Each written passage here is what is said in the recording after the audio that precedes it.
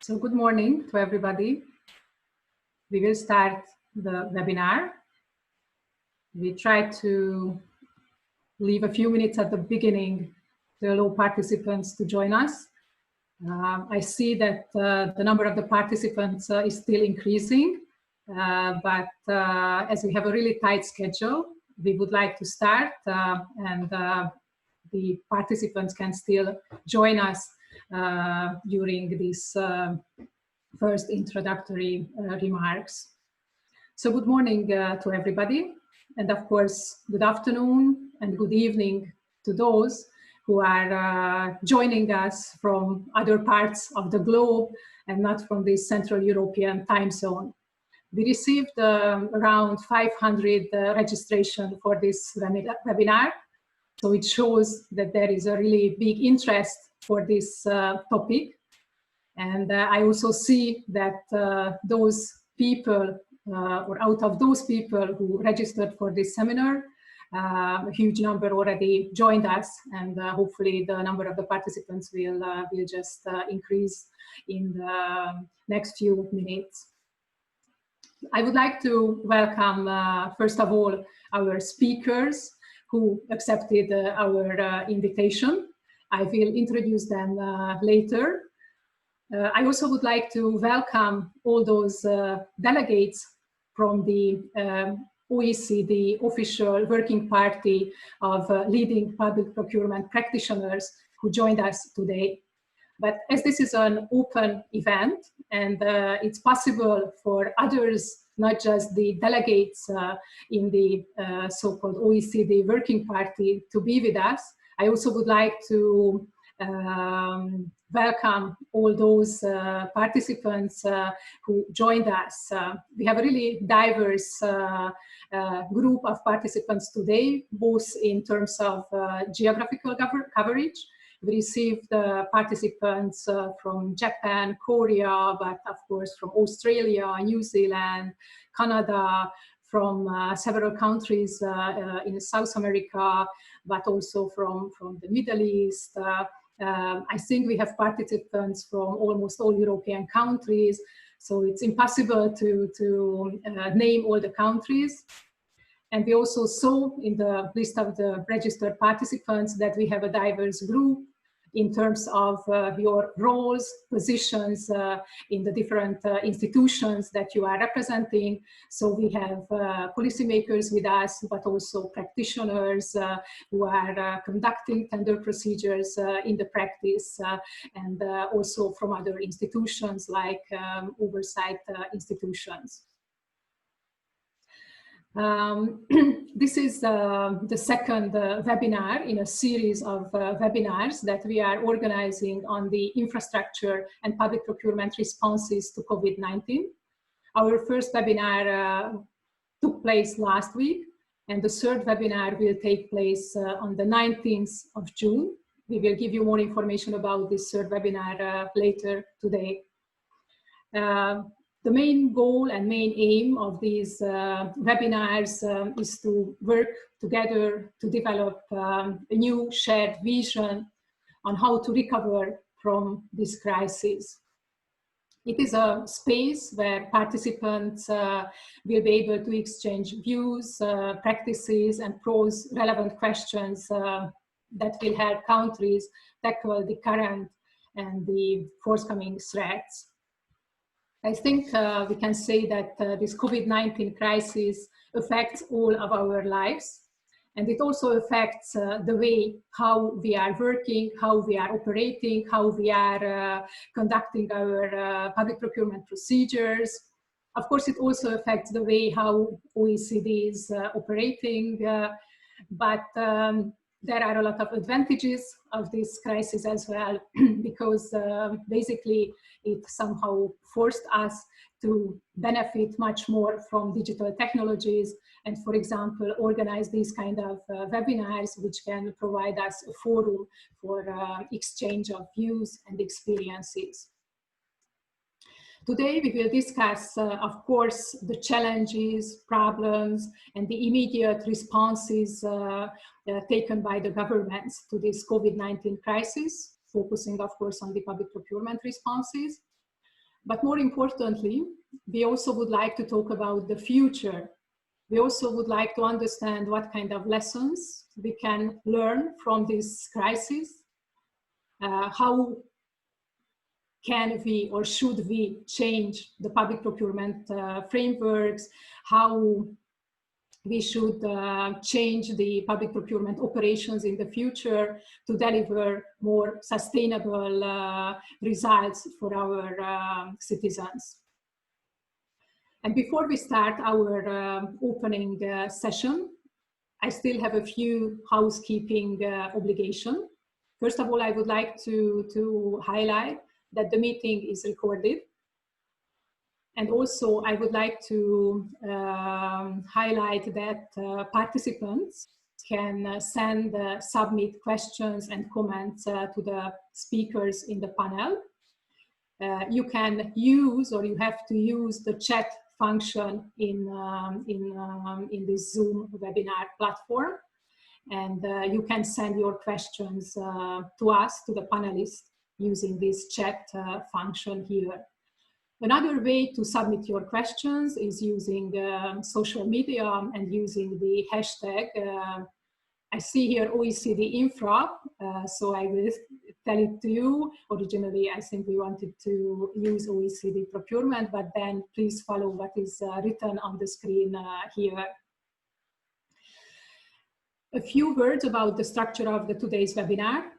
First, we will have an opening session with two opening remarks, or more precisely, an opening remark and a keynote speech. Then we will have a short polling session. We would like to ask 2 questions from you, because we also would like to hear your voice and understand how you see the situation, what kind of challenges you saw in the past, and how do you see the way forward after this crisis.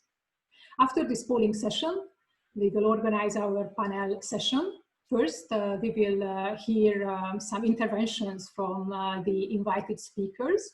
And then in the second half of the panel session, we will organize question and answers sessions, and we will answer to your questions. And finally, we will have a closing session. First, we will hear the most important and key takeaways from the panel discussion from the head of our OECD Working Party on Leading Public Procurement Practitioners. And then our director, Mr. János Bertók, will close the session, who can stay with us for the whole webinar. So he will follow the discussion. He will also follow your reactions and comments and questions. And he will, I'm sure, take into account in his closing remarks what we discussed here today. So without further ado, I would like to invite Mr. John Ivill, who is the chair of the Working Party of Leading Public Procurement Practitioners, to offer introductory remarks to set the scene for this webinar. And I would like to thank John that he is joining us. He is joining us from New Zealand, so another part of the world, and it's already evening for him behind his official office hours, so therefore we really appreciate that he is joining us. John, the floor is yours. Thank you. Thank you, Erica. Yeah, it's great to be a participant, and it's great to be one of nearly 500 registrations from procurement practitioners and policymakers from all over the globe. I think it's exciting, and it just shows the interest not only in the COVID response, but in the profession as a whole. I'd like to thank you for your interest in the participation in the event. It's going to explore the public procurement response to a global crisis through the eyes of different jurisdictions. A crisis that has affected us all, both on a personal and professional level. I know that everyone is busy, so it's great that you've put time aside to participate. And I know that the Bureau of the Leading Practitioners of Public Procurement is a very strong supporter of the intervention. And I commend the OECD for bringing the webinars to our computer screens. From a personal perspective, I was seconded into the New Zealand National Crisis Management Centre as response manager. So I was fortunate to be able to view the New Zealand response from a front row seat. I was able to watch with great pride as procurement professionals in New Zealand and around the world rolled up their sleeves and made themselves part of the solution. Procurement staff needed to operate in a new normal where timeframes and standard processes were truncated as lives depended on it. Freight options were severely affected as airports and borders closed around the world. Staff were required to work extraordinarily long hours and often balance their work commitments with a desire to be with and support their families. And no one blinked an eye. This morning, this afternoon, or this evening, depending on what part of the world you're watching this from, you'll hear from a diverse panel about their experiences and the lessons that they learned whilst responding to the crisis. I'm sure you will hear about initial responses and how approaches changed as countries moved into recovery. You'll hear about disrupted supply chains and global shortages of key personal protective equipment and medical equipment. You'll almost certainly hear about escalating product costs and products being committed and then withdrawn as higher offers were received. Procurement staff were finding out in real time the importance of strong relationships with their suppliers. You may hear about unrealistic expectations from stakeholders and that normal procurement procedures needed to be reinvented. I'm sure you'll hear about the need for agility and pace, and you may question whether the global trade agreements were worth the paper they were written on when borders were closed and countries protected critical medical supplies. Some jurisdictions are almost certainly now looking at their supply chains and stock holding of critical items of supply. What you won't hear, though, is much more from me until the end of the webinar, because I'm standing in the way of some great speakers and I'm sure you will have lots of questions to ask them. Please lean into the discussion and I'm sure we will all learn something that you can use either now or as you continue the battle against the virus, or in the future as you update your business continuity or pandemic plans based on the lessons learned. And hopefully you will learn some lessons today, understand how different jurisdictions have approached a different problem or the same problem, but remembering the context for everyone is different. I hope you enjoy the webinar. I'm sure you will, and I'm going to sit back and enjoy it myself, and hopefully I'll come back to you at the end and hopefully summarise some of the key takeouts from the webinar. So once again, thanks to the OECD, and I hope you enjoy the webinar. Thank you very much, John, for setting the scene for our discussion today. And now I would like to ask Marzena Rogalska, who is the director at the European Commission, at the Directorate General for Internal Market, Industry, Entrepreneurship and SMEs, or as we in the EU knows for DG GROW. And this DG is in charge of the European public procurement policy, shaping the European public procurement policy. And we asked Marzena, who accepted our invitation, to deliver the opening remarks at this webinar. And she will focus not only on the public procurement responses, but putting this really important topic in a wider perspective. So Marzena, the floor is yours. Please deliver your opening speech. Good morning, good afternoon, and good night to all the participants from around the globe. It is my pleasure to share with you the actions, initiatives, and response that we at the European Commission have put in place to support the member states in this unexpected, unprecedented magnitude crisis. But it is not a crisis. This is a unique crisis that for the first time in history brought many economies around the world to a practical standstill. In the first days when the virus hit the EU, there were quick responses in some member states and unilateral actions that led to a very quick realization that acting alone or unilaterally in this very specific situation is a very suboptimal way forward, and Commission very quickly stepped in to coordinate a common European response to coronavirus outbreak. On the screen you can see different spheres in which this coordinated response was put in place at for the support of the efforts of the individual member states. So there were two big areas on which the Commission has concentrated, namely reinforcing public health sector, which is understandable in this type of pandemic crisis, but also to mitigate the socio-economic impact.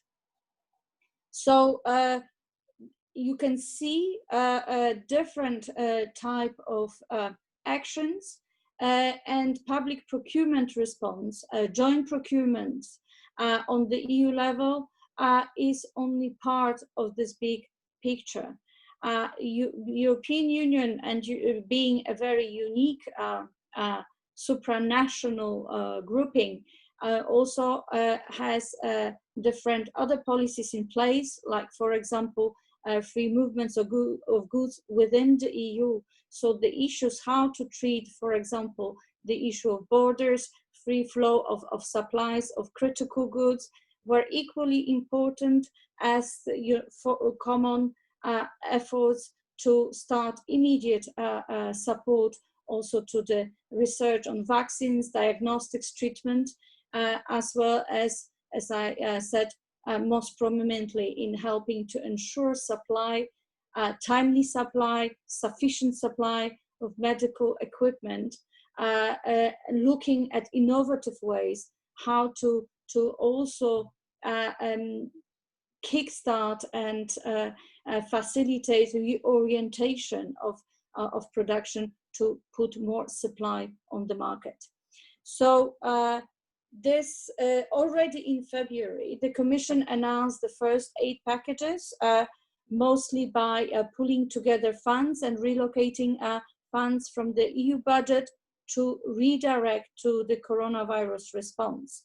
As I mentioned, there is lots of effort going on to put the urgent scientific research in place, launching a European team of scientific experts, putting a data sharing platform for researchers, and mobilizing innovation funds towards combating coronavirus. At the same time, the Commission and the EU as a whole set up a series of mechanisms for ensuring protection of EU citizens' rights and health, and that's mostly through looking at issues like joint procurement, repatriation, passenger rights, but more importantly also coordinating a European roadmap towards lifting, common lifting of containment measures, establishing green lanes for goods and exemptions from custom duties and VAT for some urgent supplies, and also putting in place a rescue stockpile of medical equipment. So the 4 big public procurement related areas were, first of all, a concentration on speeding up and reinforcement of joint procurement of medical equipment as a supplementary additional action to member states' individual action. So already on 28th of February, the Commission launched the first joint calls for tender for medical equipment and supplies, so gloves and surgical gowns, for example, under the joint procurement agreement that is covering not only EU member states, but also some EFTA countries. On 17th of March, the second round of calls were put in place on protective equipment for eye and respiratory protection, as well as medical ventilators and respiratory equipment. And we had a total of 25 countries, parties that actually participate in this joint procurement agreement. And that allowed us to use all the joint power to look for unblocking the supplies. The Commission also already on March 19th put additional safety net by proposing a creation of strategic rescue EU stockpiling to serve as a common European reserve of medical equipment used for emergency situations, whereby in this program, the Commission will finance 90% of cost of stockpiling and will organize the distribution of the equipment so that it reaches those regions most in need, as the pandemic did not hit all member states equally. There were time delays and also different level of gravity. We went as far as to also establish a clearinghouse for medical equipment for the period of 6 months that facilitates identification of available supplies, including testing kits and accelerating matching of the demand by member states with the supply. So all the efforts that were put in place were meant to make the delivery of critical supplies where they are needed. Horizontally speaking, the Commission also issued guidance on the flexibilities contained in the EU public procurement framework that applies to member states, reminding about all the flexibilities that are contained in this legal framework for specifically situation like this of unexpected events. The guidance was very practical. I hope that the panelists later on who come from the European member states can confirm that we tried to make it as usable for practitioners, as adequate for practitioners, so they can feel that they know how to ensure, while ensuring the minimum transparency, actually concentrating on the effectiveness and speed of the procedure to get the needed supplies as quickly as possible. So we are now 3 months into the basically coronavirus situation, with most of the countries already relaxing the lockdown rules and moving slowly to a new normal situation. And this is a perfect moment for drawing the first lessons that we have learned from this period, and then to integrate those lessons into a future action. So you can see now on the screen basically a snapshot of what the EU has, the European Commission is proposing as the way forward for the recovery. A recovery that concentrates on repairing the damage and preparing for the next generation of the process for the full-fledged recovery of the economy and jobs. So what are the major lessons learned before I go into the description of what is planned for future? We noticed that especially in this very sensitive area of medical equipment, which is part of the health sector, the public demand was quite deeply disorganized, and public buyers had really didn't have sufficient knowledge of the industrial landscape, of the supply chains, of substitution possibilities. We also note that in such unprecedented times, the use of existing contracts is not so straightforward, that there is more need for actually including in public procurement strategy also contingency and risk management measures. And we also note that most of the member states not only welcomed our guidance on flexibilities, but also translated it then also in the national context, either in a set of non-binding acts of different nature, or even past binding measures for this specific period. We note also that when it comes to such a disruption of supply, the usage of digital tools has not been useful at a grand scale, which also leads us to a conclusion that more work needs to be done on digital platforms where you can actually pull together different suppliers, and for public buyers to have basically deeper knowledge of the supply and supply chains landscape for different types of products in the future. And then we also take that crisis has given rise actually to new approaches. It empowered public buyers to become more adventurous, to employ innovative thinking, because they acted under the huge pressure of basically saving lives and protecting lives. So we want to build on this renewed interest and attention that has been granted to public procurement, to joint procurements, to collaborative procurements in our future work.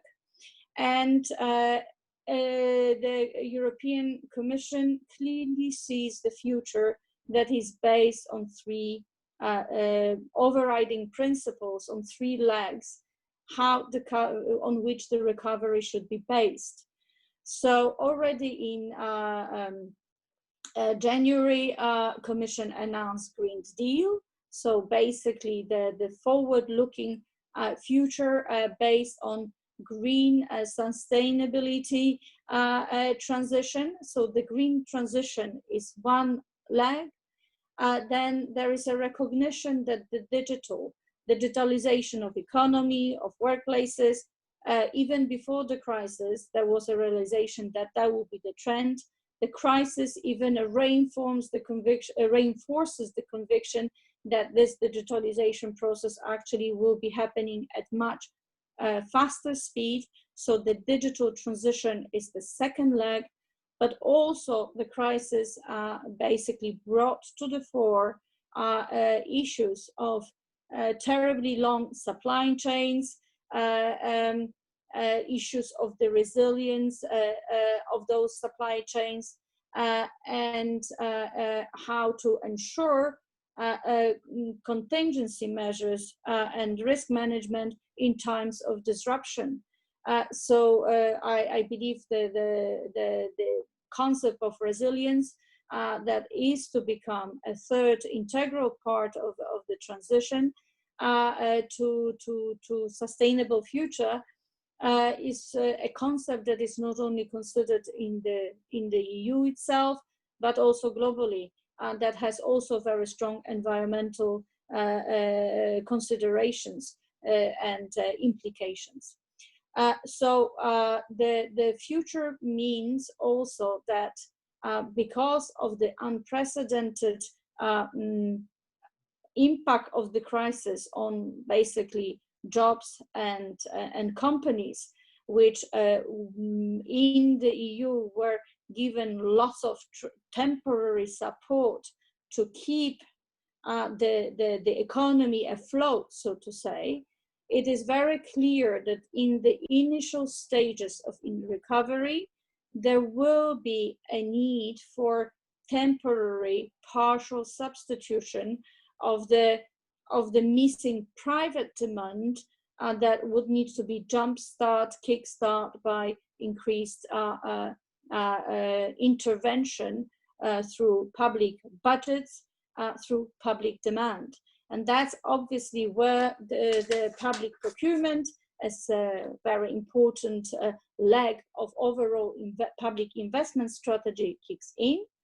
In particular, for example, in the EU's recovery strategy, there will be lots of focus given on the concept of ecosystems such as, for example, massive renovation wave of buildings and infrastructure, more circular economy, more renewable energy projects and clean hydrogen economy in Europe, but also focus on cleaner transport and logistics.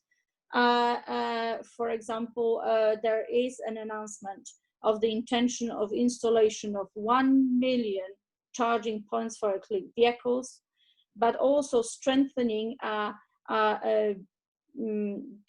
the cohesion angle, which in the European Union cohesion policy means trying to give equal chances for different regions so nobody stays behind, and to ensure more balanced return to normality across the board throughout all the regions. This also means that we will want to use more and more real data and build a real data economy, which is of huge relevance also for public procurement, and there is a need for better public platform of procurement data going beyond what is already available through the tenders electronic daily database, where all the contracts above certain thresholds have to be published. So the role of public procurement practitioners will be huge, much larger than before the crisis, which means that we return to our old issues that we were discussing at the OECD forum before the crisis. That means that professionalization is essential, but it's not enough. There needs to be more investment into creating cooperation, cooperative procurement, and networking infrastructures. There needs to be more cooperation between public buyers and policymakers in individual policy areas. There needs to be a strong coordination of procurement policies in certain sectors. But also, we note that the public procurer actually needs to evolve into a public investor, a critical investor in times of the recovery during first years, with a mindset that this is an investment in creation of common public goods, and this is creation of also opportunities for private investors to participate or co-create or co-deliver those public goods, as the needs will be enormous, and there needs to be the overall shift of the economy and financial markets into the sustainability mood and delivering on green future under the commitments of Paris Agreement. So with that, I will finish this introduction. The slide basically shows the type of financial instruments that have been proposed by the Commission for the next financial multi-annual financial framework, as well as emergency temporary recovery and resilience facility for the immediate time to get into full speed recovery. Thank you very much from Brussels. Thank you very much, Marzena. Thank you very much for giving us this snapshot of the common European response to the coronavirus outbreak. And we also really appreciate that, that you included in your presentation the way forward, because as I mentioned earlier, this is a really important topic that we would like to discuss later in the panel session. I think your opening remarks gave us a lot of thoughts and inspiration for our discussion. And we definitely will focus on your message on the last slides, how to focus on repair and prepare for the next generation, and how we can also transform public procurement systems to deliver more green, more digital, more resilient economy, society for all of us. So thank you very much. We really appreciate your intervention and that you were available for joining us. And now we will continue with our agenda. And as I mentioned earlier, our next item on the agenda is a short polling session. We would like to hear your voice, even if only in this virtual way. So we developed two short polling questions with short answers.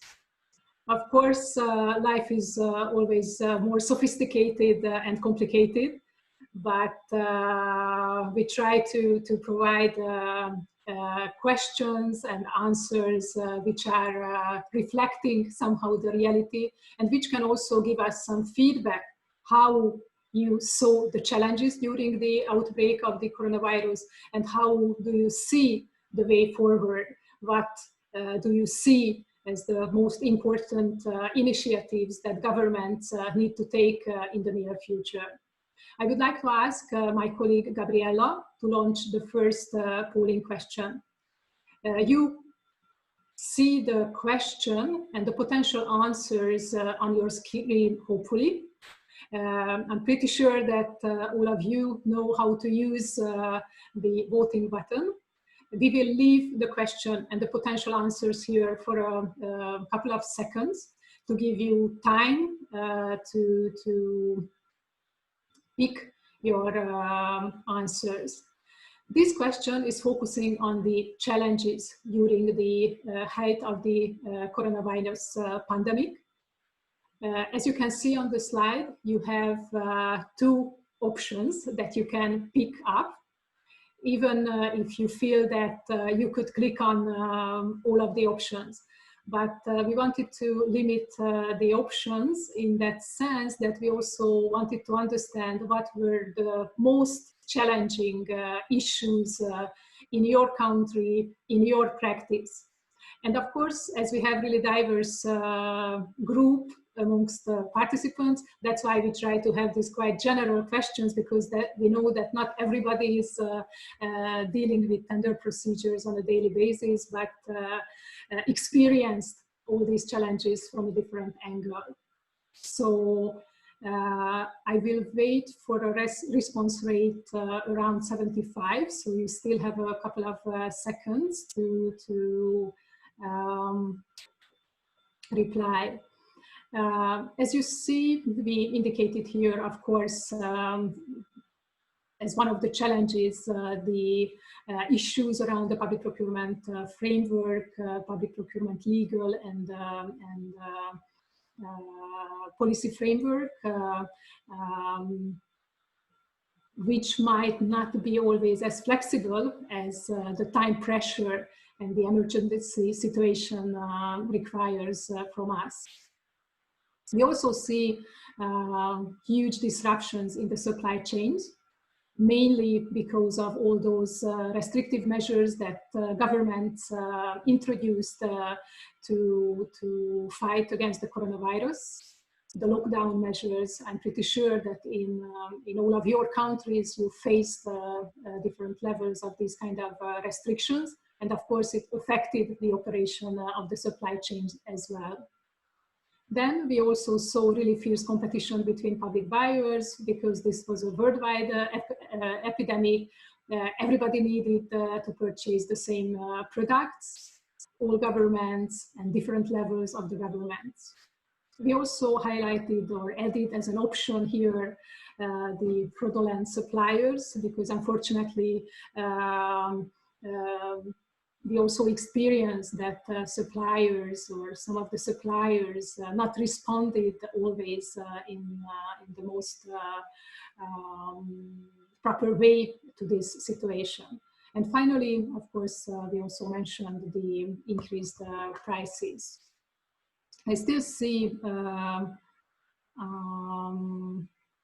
replies to come in, but I think now, yeah, it's time to close this question.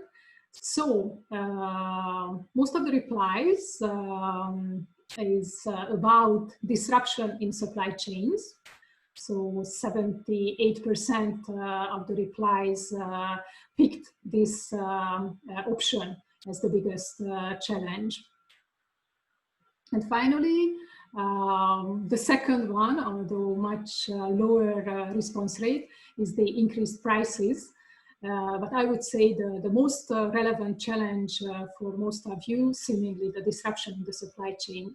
I'm pretty sure that our speakers in the panel will reflect to the result of the polling questions and also share with you how they saw the challenges during the COVID-19 crisis. And now we will move to the second question. Gabriella, please launch the second poll. And as I already mentioned, it's about the future. And it's about what kind of strategies, measures, initiatives should governments implement in the post-COVID recovery based on all those lessons that we could learn during this time. Here you can pick up several choices, not just only two, but please limit yourself to those initiatives and strategies that you think that the most relevant or can be the most relevant for developing, building resilient, efficient public procurement systems. We have 6 potential replies here. We need more flexible procurement rules. Second, we need some institutional reforms which strengthen further the whole of the government collaboration and cooperation. Or we need more support to SMEs and vulnerable groups. We need more innovative approaches to interact with the market. I think this was one of those issues that we saw in several countries, that governments started to interact with the market in a more innovative, experimental ways, and maybe this is also something that they should keep it after the crisis. The next option, transparency on the supply chain and supplier track record, in order that we have more information, proper information about the different tiers in the supply chain, and also to be able to track the suppliers. And finally, the better digital solutions to cover the whole public procurement cycle. We also saw in several countries that the crisis somehow accelerated the digitalization. Of course, public procurement was always an area where the e-procurement and the digitalization was really well advanced, but still we saw that new functions will be added to the systems, or anyhow the process accelerated the digitalization. I think, yeah, I can. Yeah, it's time to stop the polling question. So for this question, well, most of you picked up the better digital solutions to cover the whole public procurement cycle. 54% of the response went to this option. On the other hand, the second option, which is transparency on the supply chain and supplier track record, received 52%. So I would say that these two potential strategy or initiative received almost the same response rate. So most of you suggest to go along with the digitalization, and also to improve the transparency on the supply chain and supplier track record. Thank you very much for your active participation in the polling exercise. We will definitely come back to these replies and results in the panel discussion, and our speakers will react to these responses. Now we will continue with our panel session. and we will start the panel session. So maybe we can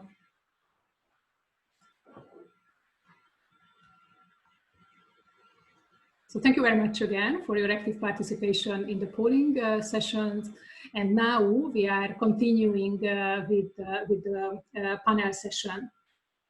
We have 7 speakers in our panel.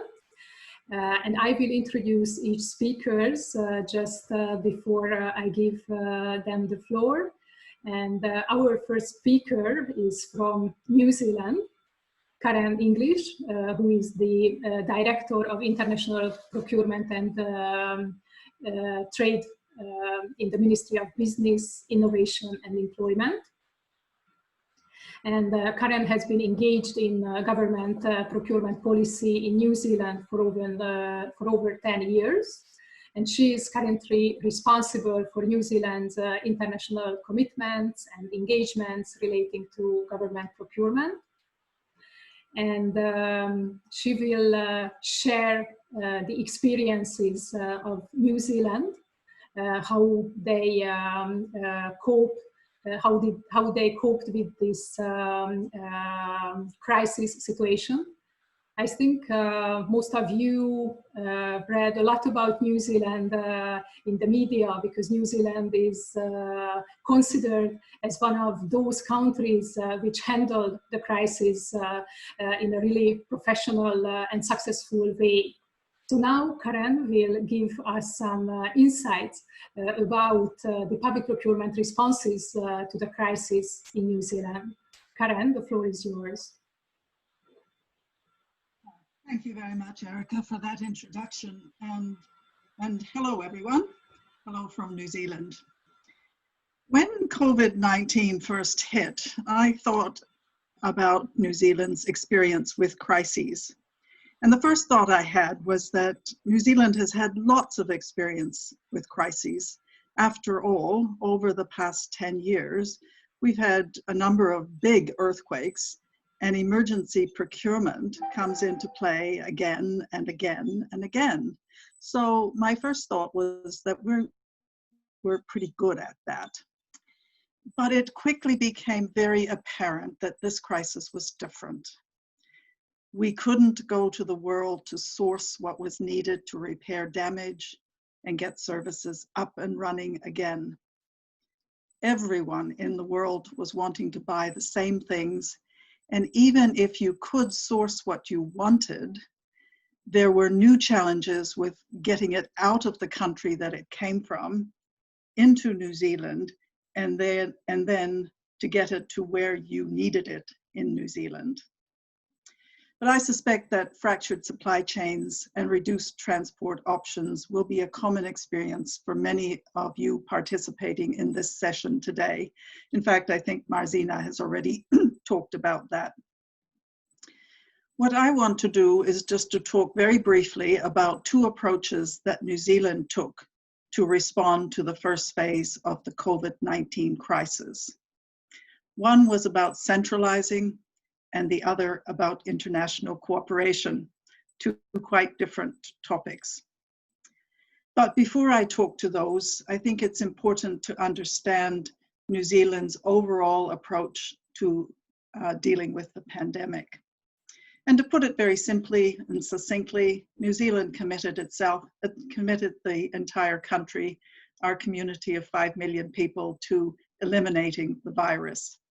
And the strategy that was used was first to protect people's health and then put New Zealand in the best position possible for recovery. And I say that because I think that's the frame of reference within which procurement operated. But before I go into more detail, I will frankly admit that New Zealand went through exactly the same panic buying with toilet tissue as other people. And in fact, the same with ventilators and other things. But I also have to say that for the essential things to protect people's health, things like the face masks, swabs, ventilators, personal protective equipment, New Zealand's response was framed around centralizing the sourcing of these supplies and centralizing the distribution to end users. This was quite an important approach because in New Zealand, every government agency pretty much does its own procurement.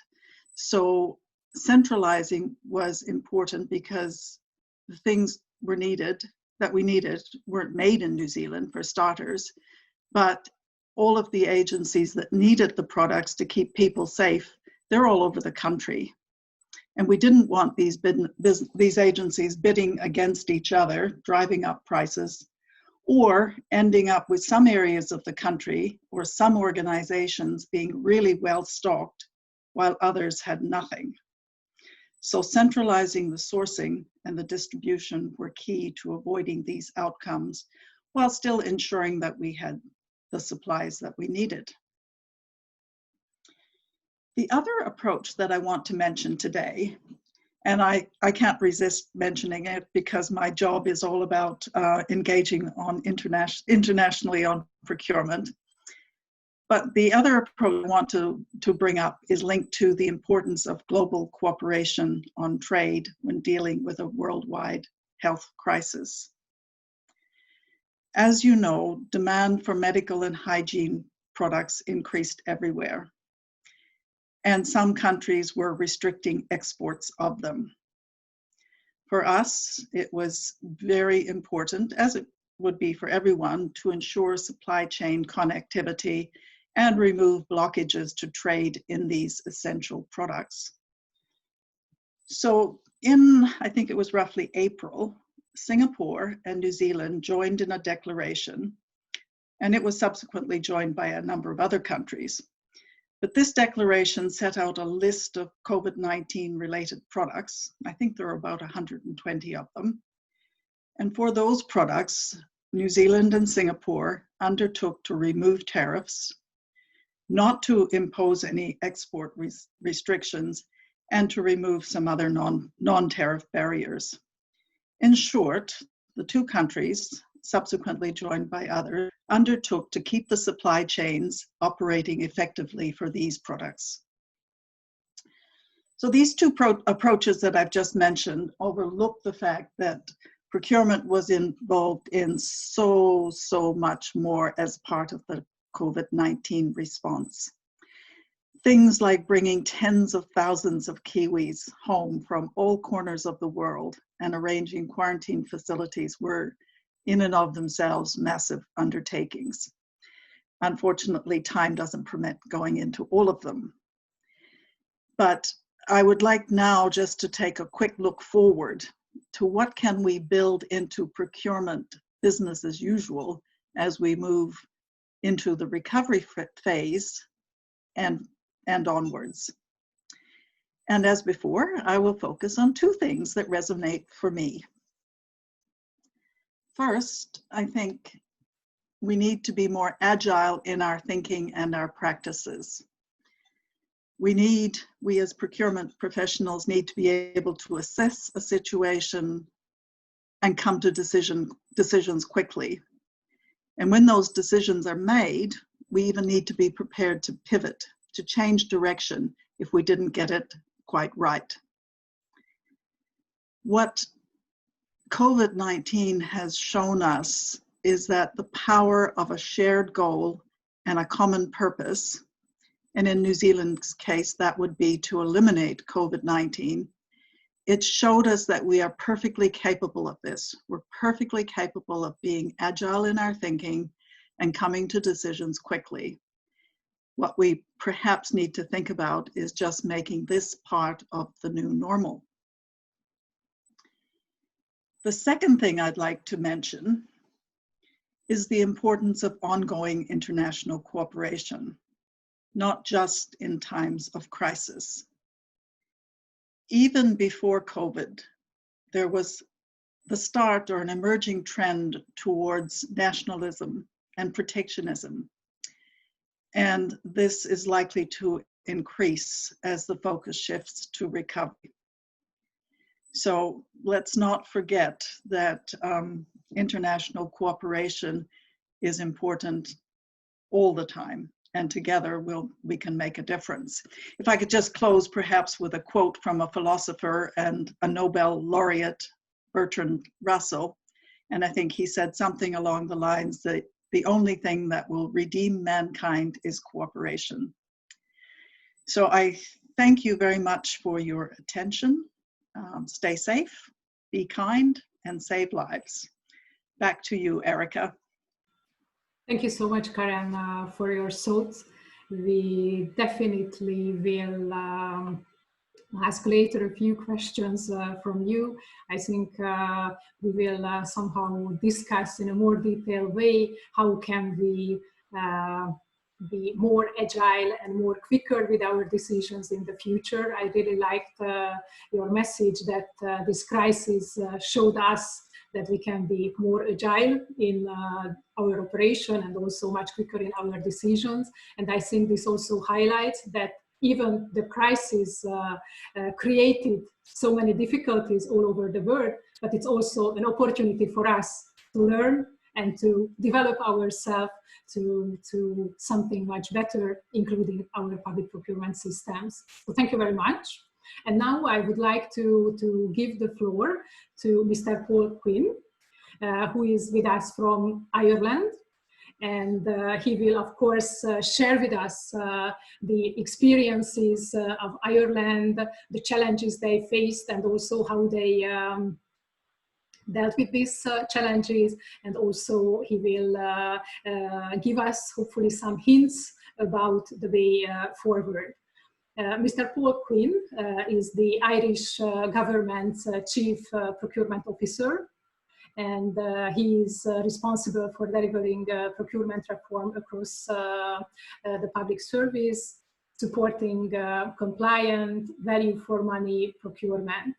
And Paul is also head of the Office of Government Procurement, the so-called OGP, which was set up in 2014 and which brings together public procurement policy, strategy, and operations. So in this sense, Paul has a really wide and diverse experience, just as Karen. So I would like to give the floor to Paul, and I also would like to ask him to stick to the time frame because we are a little bit behind our schedule. Thank you very much, Paul. The floor is yours. Good morning, colleagues. Díodit, welcome from Dublin. It's good to be here and to be in a position to share the experience of the Irish government. I have a few slides, if they could be put up, please, on the screen. Let me start by just talking a little bit about the key challenges that we faced from a country perspective. Certainly uncertainty was a key challenge from the very outset. Obviously, the health impacts upon the country were where most people's minds went to. But it was important for us to understand as well, particularly as we saw the pandemic spread across Europe and across the world, that this had the potential to have a really serious supply chain impact as well. And because Ireland, not unlike New Zealand, is an island nation, we are hugely reliant upon the movement of goods to make sure that people are fed, that we have clothing, that we have the basic materials that we need to run the economy. And one of the things that became very evident initially was that the movement of goods and the movement of people are inextricably linked for an island nation. Because when the ferries move and the planes move, also the goods move. And so when people stopped moving, supply chains became intricately at risk. So it was important that from the very outset that we alerted government to these risks and that additional structures would be put in place to manage those risks. Also, there was a very early planning challenge in that there was huge uncertainty across public bodies in terms of how to respond to the crisis and what goods and services they might need during the crisis. Like other countries, we became very alert to our reliance on global supply chains. and the fact that goods needed to move over huge distances to make it to the Irish shores. So again, key risks started to emerge. And for public servants in particular, some of the financial risks became really important. So things like payment up front, price escalation, risks with quality assurance and fraud became very stark very quickly as we became alerted to not only difficult behavior by suppliers, but also key challenges with potential fraud, middlemen appearing, offering great supports but not much behind it, etc. In addition, a key challenge was volume explosion, things like public bodies looking for huge volumes of kit that they had not previously required. Some of that was obviously in the healthcare space, like PPE, but also for things like IT, as more and more employees sought to work from home. It was important that we were in a position to try and supply those goods and services. And the final one was skills, because obviously from a public procurement perspective, we advertise typically opportunities and the market comes to us. With the need for far shore sourcing, a skills deficit in public procurement became evident because we needed to go on the offensive. We needed to get out there to secure supply chains. Next slide, please. So in terms of the Irish response, first of all, it's important to note that procurement played a really central role in relation to government's response. So I took part in the senior officials group that directly advised government. Also, we established a supply chain group to ensure that those risks that I talked about earlier became monitored, that we could intervene where necessary to make sure that ferries kept moving and planes kept landing. Critically though, the CPBs coordinated the demand aggregation. So my own CPB, the Office of Government Procurement, and the Health CPB played critical roles in aggregating demand and making sure that public bodies were not competing against each other for these critical supplies, but that we worked together and cooperated. Importantly as well, because we sit so close to government, we were able to leverage both the industrial engagement and the diplomatic channels that helped us de-risk the supply chains that we established for far shore sourcing. In addition, because we have large CPBs, we were able to deploy additional resources to support the health system as they ramped up capacity. So we gave them people who understood the supply chains well. We worked in cooperation with the Department of Finance in Northern Ireland to look at an on-island solution to the problems. And we also established very quickly some IT solutions. So in about 5 days, we created an offers of support website that enabled organizations and companies offer support to the state. And finally, we were in a position to look to indigenous supply, but that met with limited success. Next slide, please. So in terms of the key reflections on how things have gone, the first is the importance of central procurement structures. Not everybody is a fan, but it enabled us to respond in a very, very quick way, and we have delivered on behalf of government.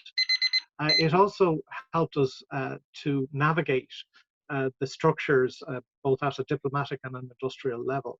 And we brought category knowledge and specialism to be able in a position to support specific areas of difficulty that wouldn't otherwise have been there. Again, because of our connection, we were able to get to the heart of government and influence decision makers.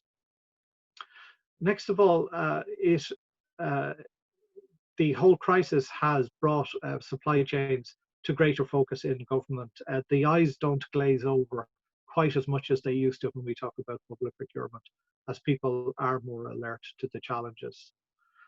Oddly enough, the preparations we made for Brexit actually helped enormously to improve understanding of the challenges in supply chains.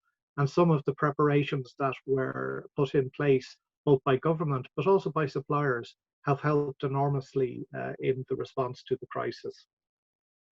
Final couple of points just to mention, and I hope we have Marjana still on the line.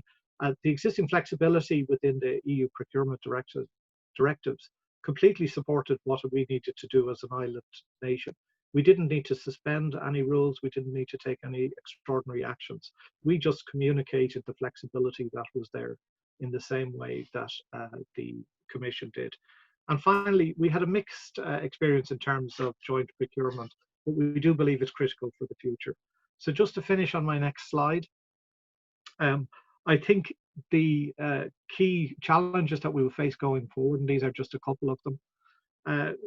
The first one is just to mention that I think procurers will face increasing challenges and some competing demands. Undoubtedly, the situation will bring enormous financial pressure on most countries, and so I think there will be budgetary challenges. But we also know that the situation has exposed substantial supply chain risks and some industrial policy issues. So there's going to be a lot of challenges for public procurers going forward. And the issues around social considerations and largely what will be significant unemployment probably going forward, and environmental sustainability will still need to be addressed. So a lot of things to be faced by public procurers. And the final thing I'll just mention is in terms of the practitioners themselves, we're now in a largely remote working environment. So the ability to recruit, induct and train those people will be a challenge. And we will face new ways of working. There will need to be more digital, there will need to be more digital transformation, but also there may be more risk for us to manage. So thanks very much. I hope I have raised some interesting topics for people to discuss later. Back to you, Erica. Thank you very much, Paul. Yes, you definitely raised so many interesting issues. I think we could talk about them in the whole morning, but I just want to reflect on one issue, because I think we didn't really touch upon this aspect. You mentioned the human factor, so the people who had to conduct these tender procedures, and we also highlighted some really interesting points about the lack of skills, especially in terms of direct sourcing, which is usually not a normal operation for most of the procurement practitioners. So hopefully we will have time later in the question and answer sessions to a little bit elaborate more on this issue. But all in all, I think this kind of lack of knowledge or lack of enough knowledge about the markets, about the supply chains was a really emerging issue in all of the countries. And now I would like to give the floor to Ms. Angela Russo, who is joining us from Italy, from the Italian central purchasing body CONSIP. I'm pretty sure that most of you heard about CONSIP and its role. Angela is also a member of the Bureau of the OECD Working Party on leading public procurement practitioners. As Paul, I forgot to mention it when I introduced Paul, so I do it now. But coming back to Angela, she will share with us the experiences of Italy. Most of you, I'm pretty sure, followed the news in the media, and you know that Italy was one of those European countries which was really seriously hit by the crisis. It was the first countries in the European region. So other countries, I think, could learn a lot from Italy and the Italian response. But now we will hear some first-hand experience from Angela about the Italian responses. The floor is yours, Angela. Thank you, Erica. Thank you very much, and good morning to everybody, organizers, panelists, and such a high number of participants that unfortunately I cannot see. In the next 6 minutes, I will try to provide you with snapshots on the Italian response to the COVID-19 emergency. As Erica was mentioning, Italy is indeed one of the countries most severely hit by the COVID-19 pandemic, with the number of infections that having surpassed 234,000 and the number of deaths tolling over 33,000 as of early June. So we were surpassed only by a few countries around the globe. And to echo what John was saying before, globally, the numbers are really disturbing. More than 6 million people have been infected, and 400,000 persons died. Coming back to Italy, the regions in the northern part of Italy experienced the most severe outbreaks and putting the local health systems really under pressure. So to counter the emergency, the Italian government introduced a nationwide lockdown as of March 9th, and the measures were progressively sharpened to include suspension of non-essential production activities starting from March 23rd. So we all stayed at home, completely locked down, and trying to be patient and to collaborate with the decision made by the government. What happened at the level of governance? The Civil Protection Department is in charge in Italy of coordinating the overall crisis response, including the procurement of necessary supplies. So the government appointed also a special commissioner for the implementation and coordination of measures for the containment and the response to the emergency. And the special commissioner is head of Invitalia, the Italian Agency for Inward Investment and Economic Development. As per decision of March 4, the Civil Protection is supporting the Italian regions with the procurement of supplies needed to face the crisis. But indeed, the regions still maintain their responsibility and a certain level of autonomy for the supply of certain health products. Civil protection assumes coordination functions, as I said before, but the role of acquiring necessary supplies, but it can also exercise monitoring and control of expenditure and identify implementing bodies. At the legal level, the situation is, of course, strongly facilitated by an enabling legal framework. As in many other countries, to face the emergency, a series of derogations have been introduced to the Public Procurement Code, and the derogations applied in Italy are absolutely in compliance with the EU legislation, and in particular with the communication from the Commission that Marzena mentioned before. The derogations aimed at speeding up public procurement procedures, especially for drugs, medical devices, and personal protection equipment, but also to allow in advance payments of suppliers and simplify the controls on supplier requirements to address the extreme urgency. So, which was the role that CONSIP played in the national whole of government response? As I said before, the civil protection can appoint implementing bodies, and CONSIP is one of the implementing bodies appointed by the civil protection, and on March 2. It was tasked to support the civil protection itself in the emergency procurement with the acquisition of medical equipment, devices, and personal protection equipment. It is a new experience for CONSIP, who now cooperates in strong cooperation with the Special Commissioner, the Civil Protection, and the Ministry of Health. As implementing body, CONSIP has managed several framework agreements, and it took extraordinarily from 3 to 5 days to design, publish, and award a framework agreement. And this could be done, this kind of a miracle could be done thanks to a devoted internal team that has been working and is still working also 24 hours a day if necessary. So in practice, what CONSIP does, CONSIP receives indication from the civil protection on what to buy, the quantities, and who for. So precise indication on the contracting authority that will receive the purchase. The purchases are made either by means of framework agreements or by using the MEPA, the Italian marketplace for low value purchases, a kind of Amazon for the public Italian administration. Once selected the supplier, CONSIP issues the purchasing order on behalf of the contracting authority. In this case, the contracting authority are mainly structures of the national health system.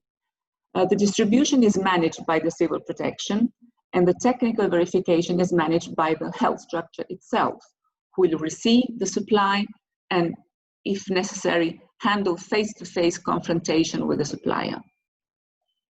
Once CONSIP receives the successful delivery of the supply, it pays the invoice using funds allocated by the civil protection.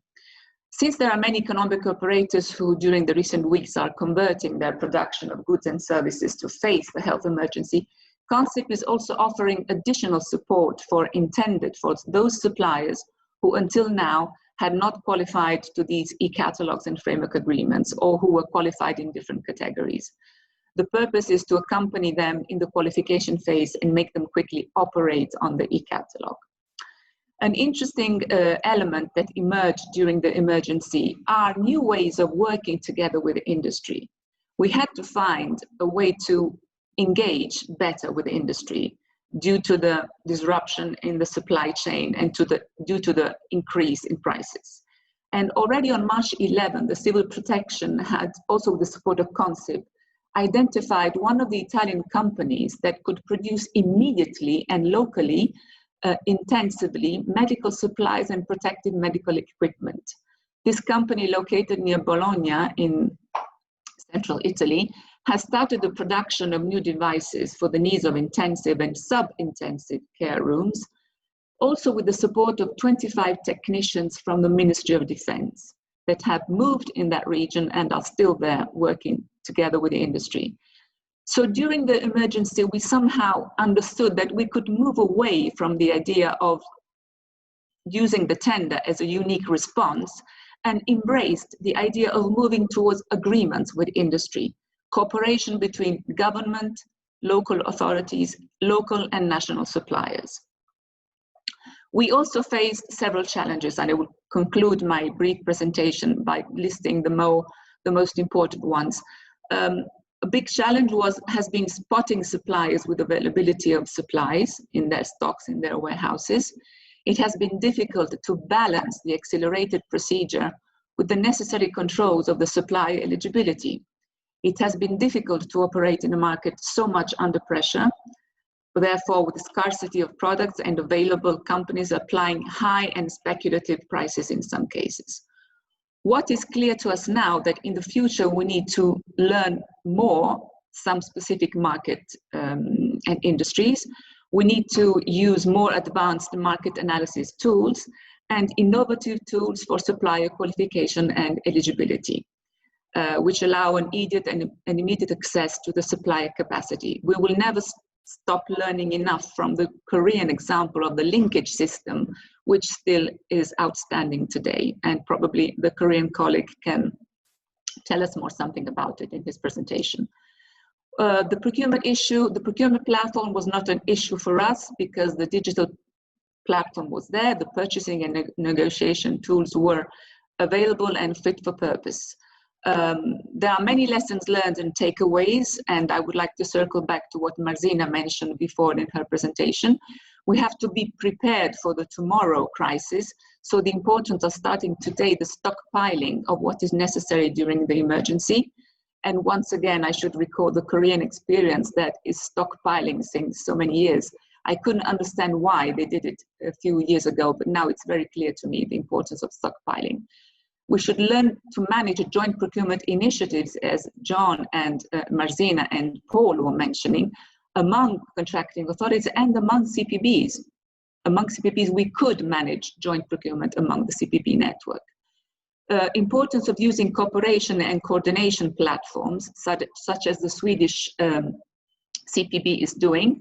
In the Swedish CPB SKL commenters, I detected that they were overlapping with the local authorities in buying the same things, probably at different prices. So they decided to join forces and to build up a coordination group with the local authorities in order to be reciprocally mutually informed on suspected suppliers and appropriate prices to apply.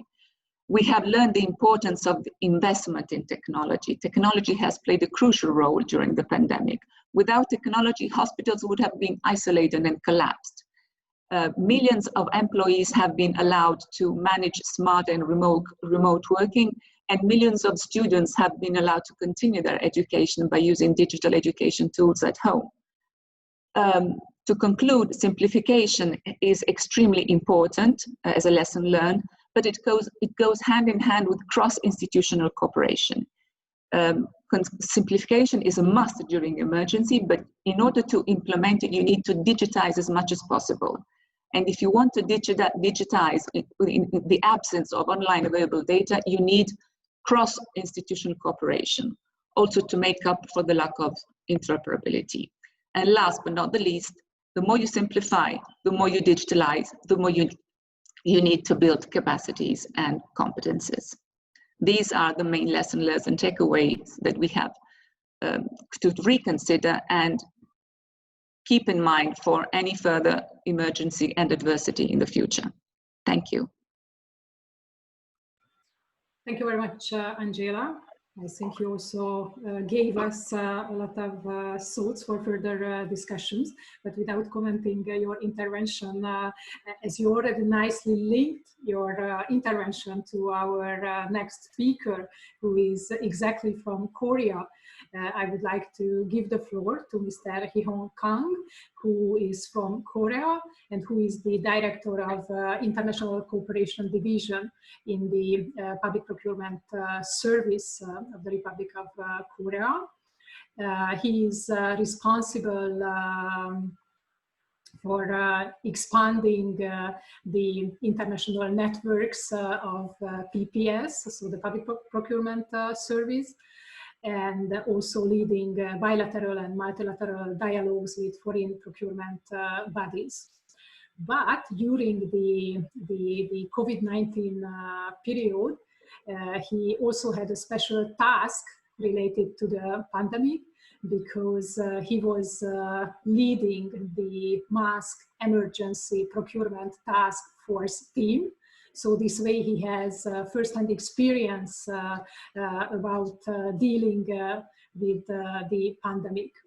And previously he also served as the director of e-procurement and public procurement policy division at PPS. So in this sense, he has a really diverse background.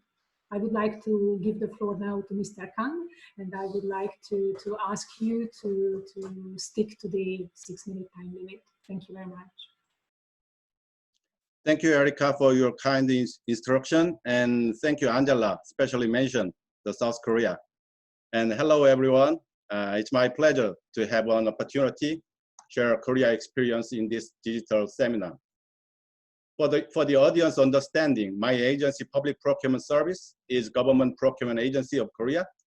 Generally, PPS covers 1/3 of public procurement of Korea and operate nationwide e-procurement system called CONEPS. In response to COVID-19, PPS has made collective effort with neighbor organizations such as Ministry of Health and Welfare and Ministry of Food and Drug Safety. But I just will focus on PPS role and achievement. I prepared 2 slides to summarize my presentation. This is the first. And first thing I want to touch is that PPS published emergency procurement guidelines. It is clarified that emergency procurement procedure could be applied. In details, a bid announcement period can be shortened, and direct award is allowed to meet urgent need for public health and prevent public procurement disruption. Public procurers may extend contract period or terminate existing contract without penalties if contractor has any difficulties to conduct their job due to coronavirus outbreak. We also allowed public officials and suppliers to omit face-to-face procedures, such as on-site presentation. The evaluation for contracting by negotiation should proceed online instead of attending collective meeting. And public entities that do not have digital evaluation platform can use PPS platform. The second is we promote prompt procurement of necessities for disinfection through online shopping mall in CONEPS.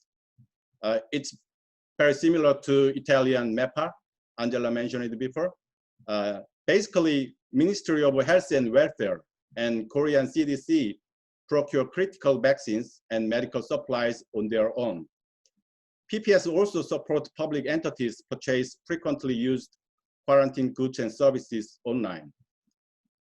Many of quarantine products, such as medical disinfectant and hand sanitizer, were already registered in multiple award schedule months It's very similar framework agreement in Europe.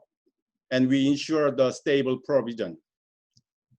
And furthermore, infrared thermometer and various medical devices are newly registered to meet increasing public needs. The sales of those products in online shopping mall sharply increased. For example, sales of disinfectant increased by 4,300% compared to same period the previous year.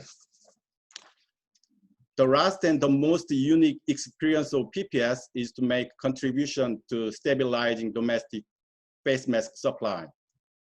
Fortunately, Korea has not experienced panic buying during the time, but demand for masks exploded, and it caused a rise in price by 3 to 5 times before.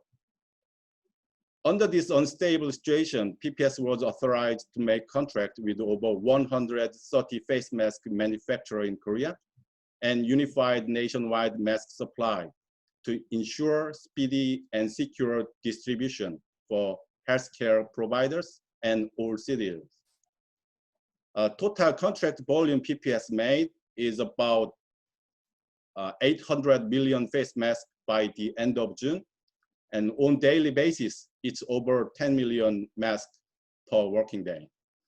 PPS has knowledge and expertise on manufacturing procedure, cost structure, and supply chain of face mask, because face mask is one of the items registered online shopping mall in CONEPS. Prompt payment is being made for manufacturers by using revolving fund. Our e-procurement system, CONEPS, helped make this process simple. Also, we organized mass emergency procurement task force team to oversee contract commitment and mask supply situation from manufacturers to public distributors. Moreover, PPS is working on stockpiling business to secure 100 million masks for the emergency needs. And next slide, please. I will just quickly summarize the lesson learned by following 3 factors. The first and the primary one is individual and organizational expertise and capability. I believe that PPS has prepared itself for unexpected challenges. Well-prepared procedure and experienced procurement officers play a critical role in timely procuring quarantine goods and services. The second is the e-procurement system and PPS revolving fund. They make it possible for us effectively cope with the emergency situation. Especially prompt payment by using revolving fund is very powerful leverage to supplier to deliver urgently needed product on time. The last but least is that no one can stand alone in pandemic. We should get together to fight and win. The first speaker, Karen, already emphasized how important cooperation is. I also highlight that interministerial collaboration and collaboration with the civil society is the key. So for us, we prepared the guideline and additional budget in cooperation with the Ministry of Economic Finance, and with CDC and Ministry of Food and Drug Safety, we allocated distributed face masks smoothly. And with the Ministry of Trade and Industry, we ensure import of raw material to produce face masks. I believe all these collective efforts helped flatten the curve of COVID-19 outbreak in Korea. Yes, this is all I prepared, and I rest my case. Thank you. Back to you, Erica. Thank you so much, Kihon. It is really interesting indeed. And with further ado, I would like to invite now Mr. Glenn Bain, who is hopefully with us, who is joining us from Australia, although not representing now the Australian government, but he is with us in his role as the chair of the so-called APCC, which is the Australasian Procurement and Construction Council. And he will share with us the experience of the state and territory members of the APCC. And I will ask him, or I would like to ask him to explain a little bit to the participants the role of APCC, and also just to give us some hints about this council to understand who you are and what is your role. And I also would like to ask you to try to stick to the 6 minutes. The floor is yours, Glenn.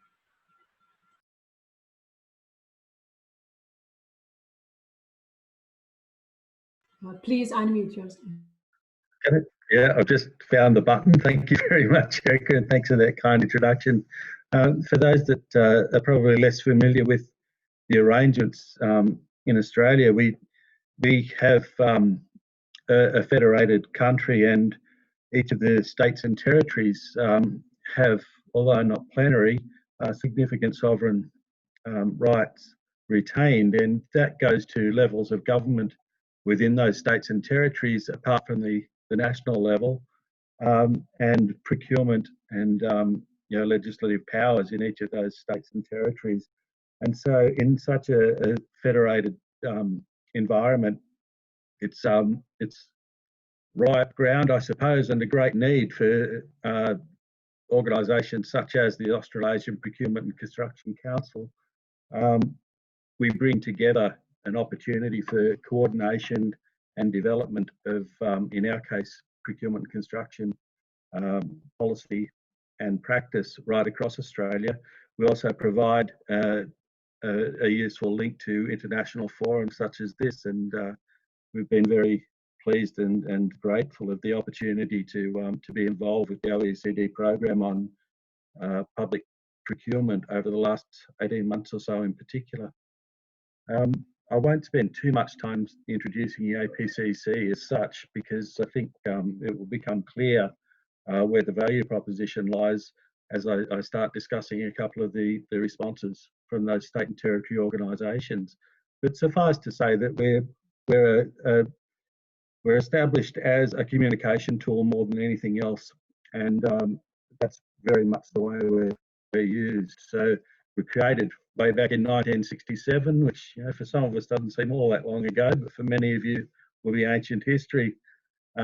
Nonetheless, the idea of it was to provide a platform for not centralised as such, but communicative and joined up policy development in this field.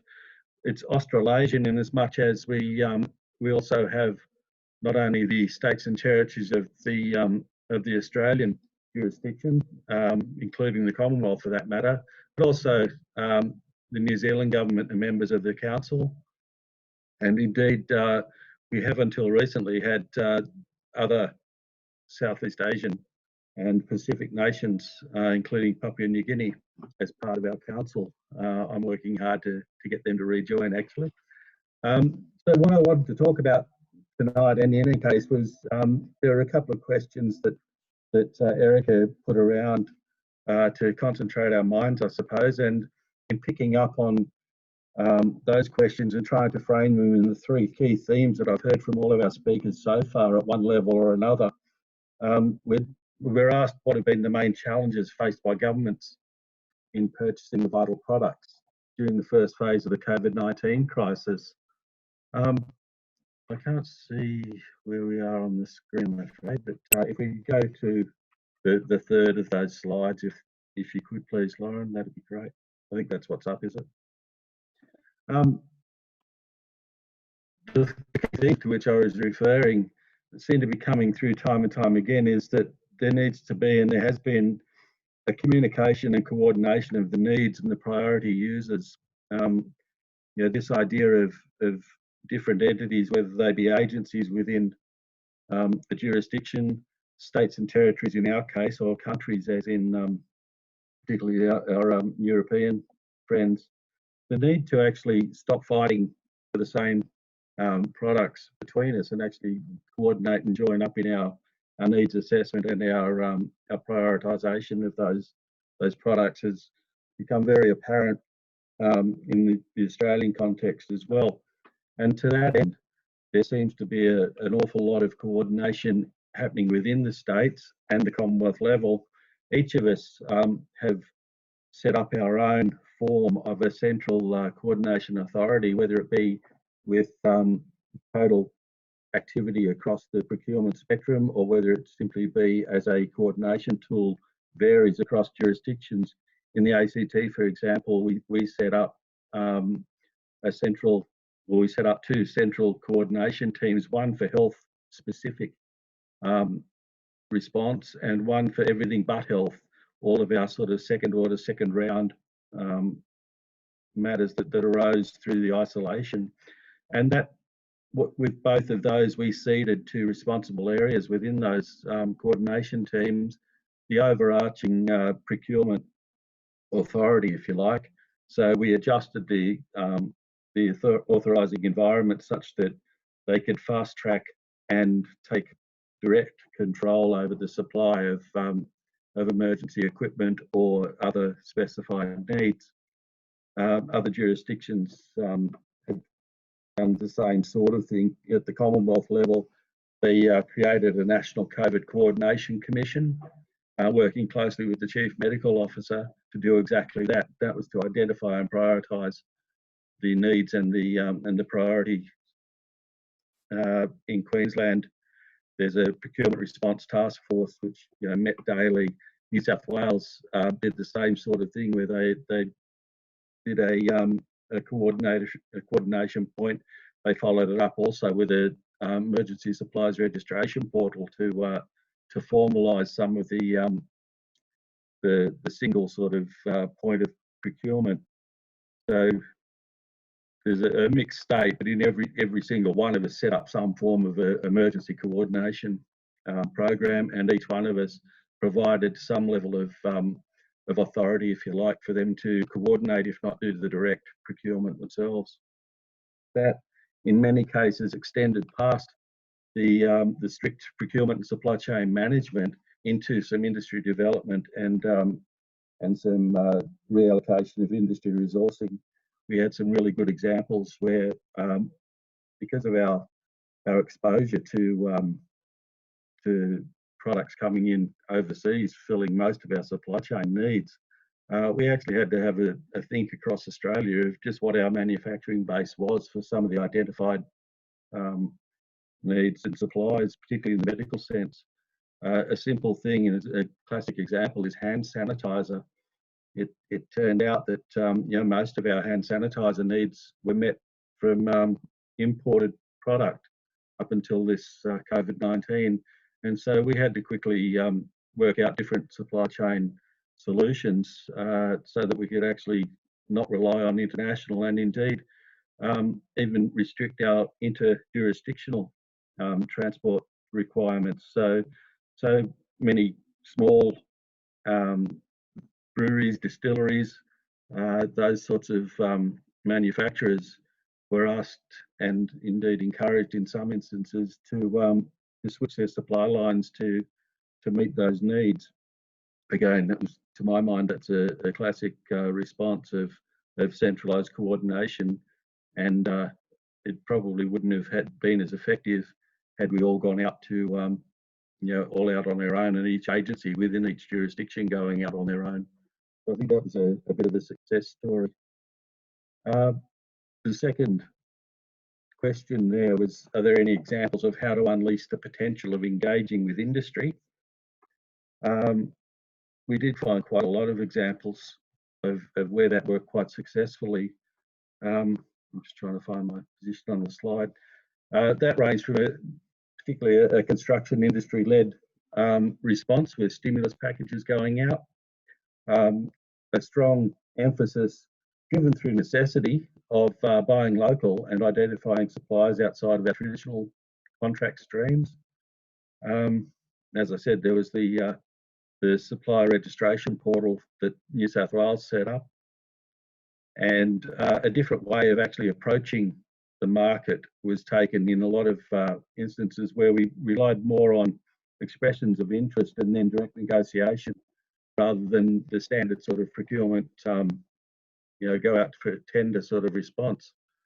And again, in most jurisdictions, there was a huge focus on getting the business for local manufacturers and keeping, to the extent possible, the local economies ticking over, while still being careful not to exceed the risk appetites of the relative respective governments in terms of long-term and security of supply. So the main lessons learnt in terms of coordination and collaboration, I think, as I was going back to those main themes, the communication of the and coordination of our needs and prioritisation of the use of supplies as we got them, some improved relationships and adapting innovative new solutions to dealing with our suppliers and to, in fact, collecting and collating the information on what we actually require in the first place. And I suppose a greater engagement generally were the three key themes that I thought came out of that. But an overarching point that I think right across Australian jurisdictions was a positive, I felt, was that the first thing that most of us did, in fact, I think it's the first thing all of us did, was to communicate what the framework and what that authorisation environment actually looked like in the first place. And what that did was help and empowered people to make decisions and to feel safe in doing so, understanding what the risk appetite of the government was, what the framework was there to support them in doing, and what decision making and documentation of that decision making was already part of the norm and already countenanced by most of our frameworks. I know that, for example, in the ACT, we didn't have to change any of our actual rules. We simply had to make available to decision makers the flexibility already incorporated in those rules, and provide them with that sort of underpinning and assurance. And so I think, to my mind, that speaks well for the state of the frameworks across Australian jurisdictions, and set us up quite well to manage without panic, if you like, the public side of procurement. So I think I'll leave it at that. Thanks, Erica. Thank you very much, Glenn, for covering all those issues in your intervention. And I now would like to ask Mr. Lars Ose to join us and deliver his intervention. He is the head of the central purchasing body of the federal state of Schleswig-Holstein in Germany. So he will share with us the specific experiences of this federal state, and especially the special experience how a CPB in a federal state was able to cope to the COVID-19 crisis. I would like to ask Lars to limit yourself to 4 minutes. Thank you very much. Yeah, good morning to everybody from Germany. Stay healthy, please. I want to thank you for the opportunity to share some experience in central purchasing body during the Corona crisis with you. At the beginning, I worked for the federal state of Schleswig-Holstein, which is the northern state of Germany with a frontier to Denmark. And we really start early to modernize purchasing. Since the year 2000, we had this centralized body for purchasing. And we learned some lessons before. This was very important to face the Corona crisis now. 3 things. First thing is centralization is the only way to do good modern purchasing. Second thing, purchasing should be done electronically. This is very important. Also during the Corona crisis, also in Germany, with the lockdown, if you do it electronically, the people can do their work at home. This is very important. And the third one is cooperation. This is the main thing. But at the beginning of the crisis, we faced 2 big and some small challenges. The first thing was the challenge to coordinate everything. As some of you will know, Germany is a federal state, and we have to face a lot of different administration levels. We have the country, the state of Germany, we have the state of Schleswig-Holstein, we have a lot of small communities. And the good old question is, who is responsible for what? This to coordinate at the beginning of such a big crisis. Inside the government of Schleswig-Holstein, we had some ministries. For example, for finance, it's all about money. For interior, it's all about civil protection, and of course for health.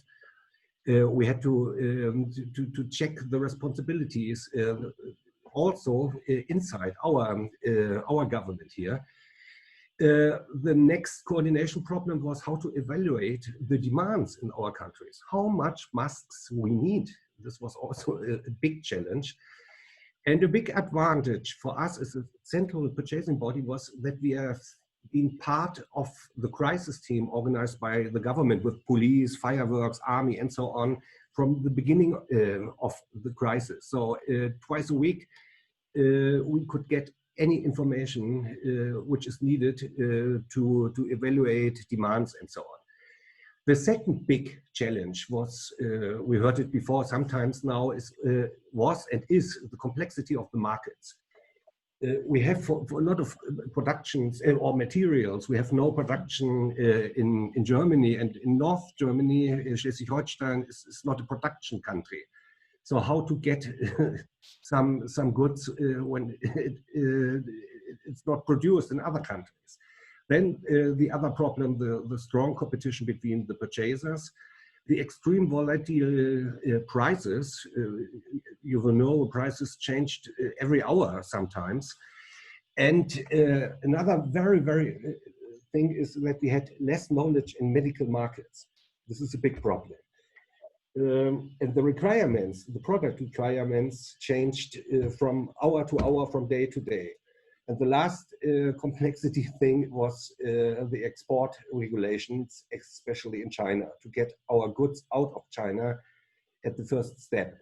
Then we had some little effects. We had also a limitation of staff members in our central purchasing borders. We have all our lives, and we had also some problems. Some people got family problems, are afraid to work, and so on and so on. You know everything concerning the lockdown.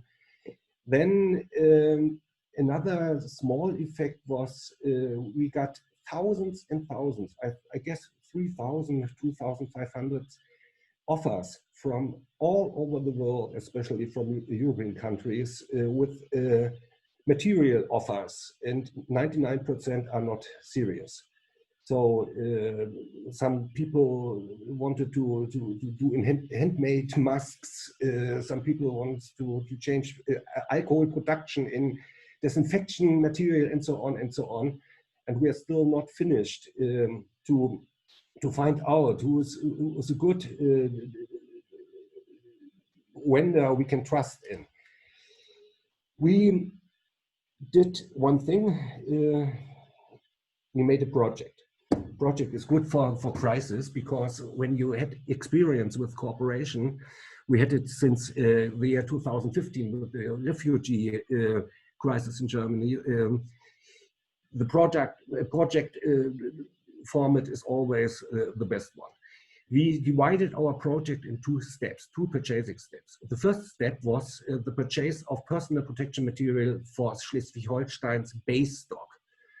This was only needed for hospitals, care institutions, because everyone, especially the politics, been very concerned about less material and a lot of death people we could saw, unfortunately, in Italy, for example, or in the UK now.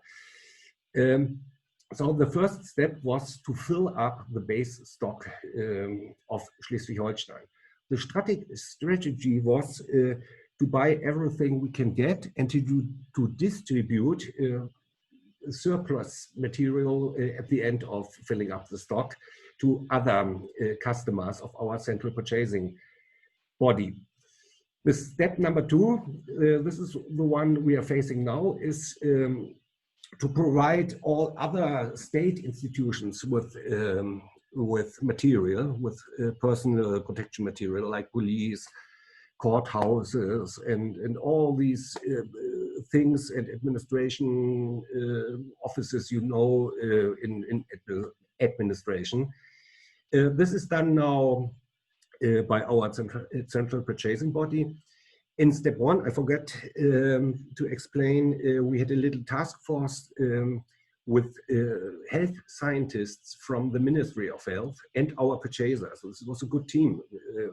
Half of the people know all about the product, and the other purchaser people made the purchasing, the commercial things. Okay, now we are providing the material to other authorities in Schleswig-Holstein, and the the number 3, it already started also. It's to purchase for all public institutions in the state of Schleswig-Holstein. Especially, this is the reason for cooperation. Especially smaller communities are not able to buy something, to export something, to do it electronically, and they need help to provide material for our schools, universities, fire departments, schools, and so on. And what we are doing now is to find out the special demands, also for the small communities, to offer by using our electronic systems like online shops. We had an online shop for everyone since 2001 to distribute the material to especially small public offices. This is step number 3. And then we had some or 2 main flanking project. The one thing is the logistics, how to distribute material, masks and gloves and so on, especially to small communities. This is a project we are organizing it now. I mean, with the central purchasing body.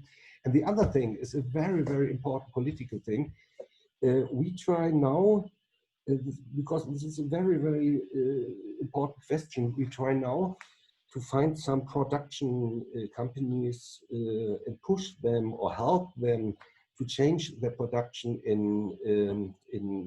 from some products to medical products.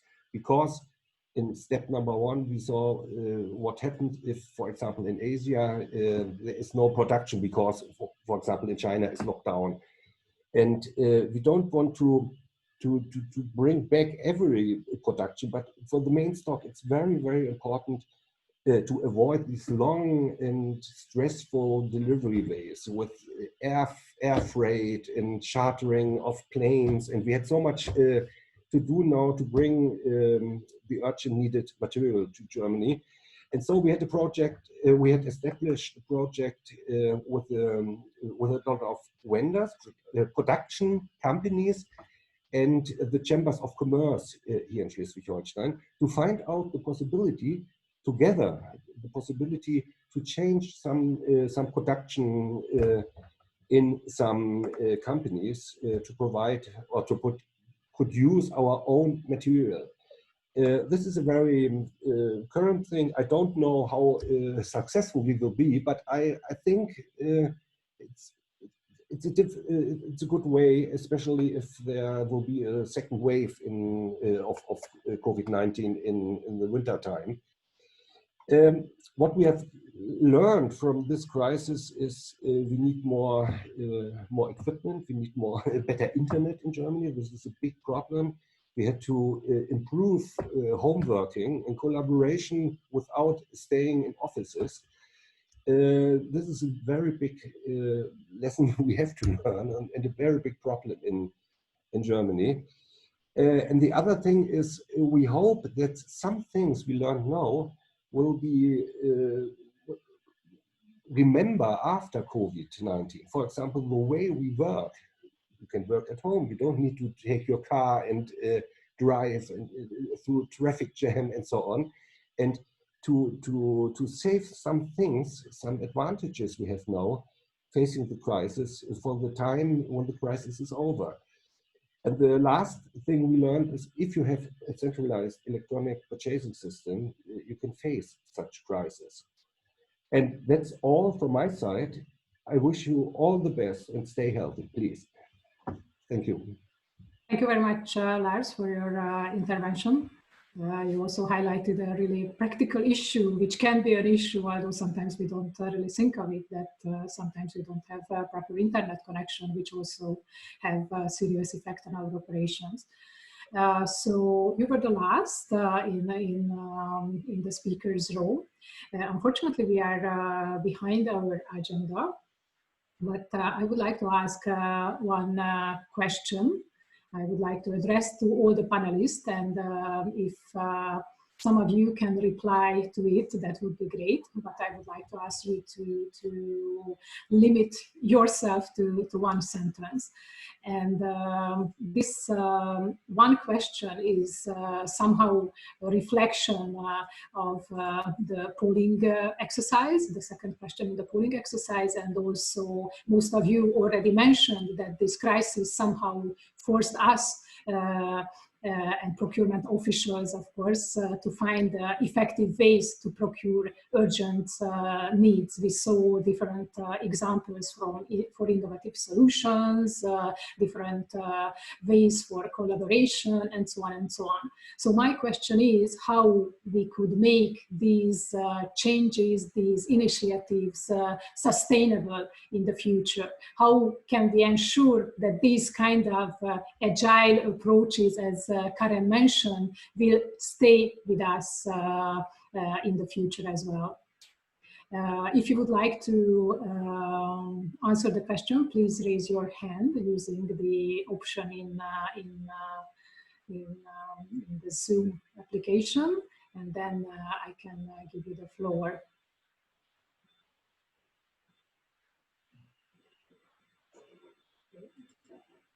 I cannot see any sign. Then maybe I can ask, for example, Paul to share with us his views. Really briefly, please. Erica, thank you.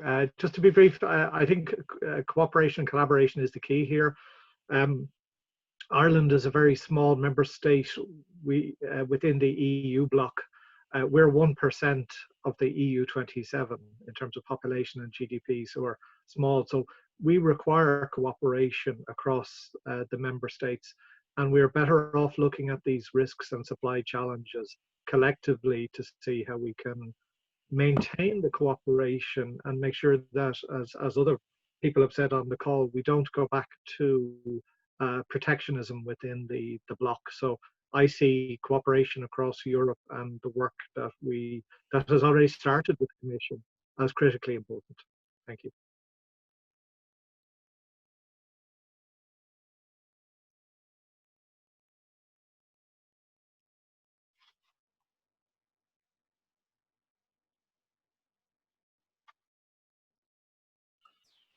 You're on mute, Erica. Thank you so much. So thank you very much for your reply, Paul. And I just would like to announce that, first of all, I didn't see any request for the floor. So that's why I would like to close these question and answer sessions. And I would like to announce that we received a lot of questions and comments in the chat session. But due to the limited time, we will follow up by email and to try to reply to all your questions and comments. And I also see that during the webinar, some of our speakers already replied to some of the questions, which I would really like to thank them. It was really good that you were really proactive and interactive and engaged conversation with our participants. And now I would like to give the floor to Mr. John Iwill. Again, he is the chair of the OECD Working Party on Leading Procurement Practitioners. And I would like to ask him to summarize the key points, key takeaways of our panel discussion. John, the floor is yours. Thank you, Erica. In the interest of time, because I know we're short, I'm going to just concentrate on 4 key things. There were a lot of key points that come through, but These are ones that I picked up that were coming through in most of the presentations, and allow me to thank the speakers. They were brilliant. And they are, procurement actually needs to be part of a wider response and not work in isolation. The importance of cooperation between government and industry has come through quite regularly, and the need to use that to try and reduce competition for products. It helps no one when everyone's trying to compete and drive prices up.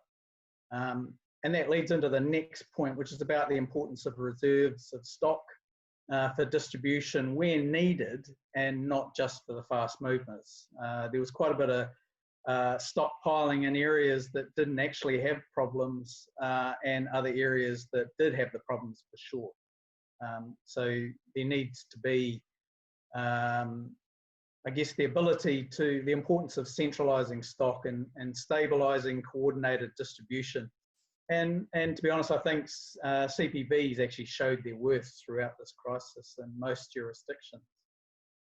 The third one was around importance of issuing rapid guidance on emergency procurement procedures and communicating effectively. Communication is key in any crisis like this, and it's no different for procurers and industry to understand what's happening when and why. And probably lastly, the significant benefit from digitised end-to-end procurement processes. It can speed things up, it can add to agility, and hopefully, and probably in part to answer your question from before, Erica, it's about trying to make sure staff are empowered with the tools and the mindset to actually act in and operate in an agile way. Make sure they're not bound by I guess, processes and practices of the past that just don't meet expectations of citizens, and definitely don't step up in terms of what's required in a crisis. You know, we need to prepare for the crisis for tomorrow. Let's not just file the lessons that we've learned. And to quote Karen English, stay safe, be kind, and save lives. You can't go wrong. And I'll hand it back to you, Eric. Thank you very much, John, for this really comprehensive summary of the whole panel discussion. And now I would like to give the floor to Mr. János Bertó, who is the acting director within OECD at the Public Governance Directorate, and he will offer us his closing remarks. I mean, thank you so much. And thank you so much, all the participants, because we had over 250 participants. Thank you so much for the very lively exchange, both at the panel, and also we received a lot of questions and comments. I like to particularly and really appreciate the leadership of the leading public procurement practitioners, the OECD Working Party, bringing together the public procurement leaders. So thank you, John, for your opening remarks, and the Vice Chairs, Marjena, for the visionary keynote speech on and really sharing the insights on the common European response, and also Angela and Paul for the Italian and the Irish, and Karen for the New Zealander, and also Hehun and Lars and Glenn for sharing the experiences. Just one word about the content, and this webinar confirmed that public procurement facing similarly pre-existing trends. And you gave a lot of insights about how the digitalization, the digital data is transforming your daily operations, how the concentration, the centralization, how the aggregation of the demand helps, and how you know, the cooperation, the collaboration on the supranational or national or subnational level helps delivering the quality services and timely services. We could, of course, continue what are the factors for resilience, what innovation we can learn, but I'd like to, in conclusion, just offer the OECD that we are providing back all these lessons learned, and the forthcoming policy brief will present all these takeaways and also the results of a stock-taking survey and paper. I'd like to also offer the OECD as a platform to continue the dialogue and invite you to broaden and deepen the discussion at the forthcoming webinars, and the next one is on the 19th of June. But also we organize a global dialogue at the end of October in order to discuss the lessons learned, and this will be covering public procurement infrastructure, and look forward to welcoming and engaging all of you in this global dialogue. So finally, I thank you also my colleagues for organizing the webinar, and particularly Erika for moderating it. Thank you so much, and stay healthy. All the best. Thank you very much, Janusz, for your closing remarks, and thank you very much for putting this topic and today's webinar in a broader and wider perspective. As Janusz announced, we will continue the webinars, and as I already mentioned, as we didn't have enough time to answer all your comments and questions, we will follow up with you by email. There were also questions about the recording of the today's session. As we mentioned, the today's session was recorded, and of course it will be shared, published on our webpage. You will find the recording there. We will also share with you the slides from the speakers. You will find them on our webpage. So we will follow up with you later. Thank you very much again for the participation. Thank you very much for all the speakers for joining us and for being with us and for sharing their experiences, thoughts with us. I think we collected a lot of relevant, useful evidence and information for our future work, as Janusz just mentioned, and we would like to build on this discussion and dialogue in the future, and would like to continue this dialogue with you and with all the participants who joined us today.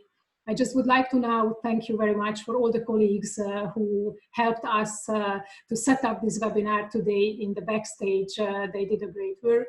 Thank you very much. Stay safe.